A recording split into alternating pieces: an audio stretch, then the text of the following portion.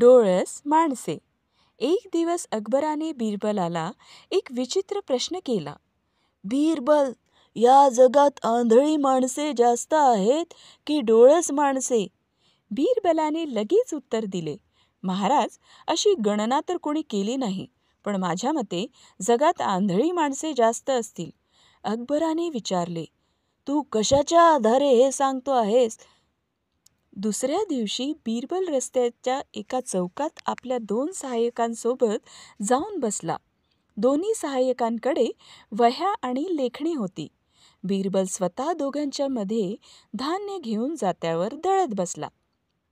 राजाच्या वजिराला भर चौकात दळण दळताना पाहून सर्वांना आश्चर्य वाटले आणि लोक येऊन बिरबलाला त्याबद्दल विचारू लागले. बिरबल अशा लोकांची नावे आपल्या सहाय्यकांपैकी एकाला त्यांच्या वह्यांमध्ये लिहायला सांगू लागला. पाहता पाहता ही बातमी संपूर्ण शहरात पसरली.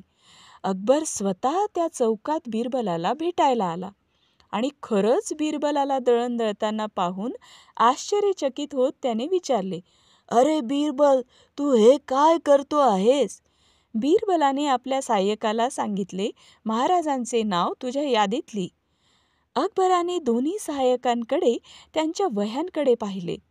एका सहाय्यकाची वही बरीचशी रिकामी दिसत होती आणि अकबराचे नाव ज्याच्यात लिहायला सांगितले ती भरत होती. अकबर आपले नाव यादीत लिहायला सांगितले हे पाहून संतापला. त्याने बिरबलाला जाब विचारला, बिरबल, हा काय प्रकार आहे? तुला चांगलं माहीत आहे, मला सगळं व्यवस्थित दिसतं, तरी तू माझं नाव आंधळ्या लोकांच्या यादीत का लिहिलंस? बिरबलाने उत्तर दिले, क्षमा असावी महाराज, पण आपल्याला माहीत आहे मी काय करतो आहे हे दिसत असूनही तू हे काय करतोयस असा तुम्ही प्रश्न केला. आपल्याला समोरचं दिसत असूनही दुर्लक्ष करणाऱ्यांना आंधळच म्हणावं लागेल ना, म्हणून मी तुमचं नाव त्या यादीत लिहायला सांगितलं. बिरबलाला आपला मुद्दा पटवता आला आणि महाराज हसू लागले.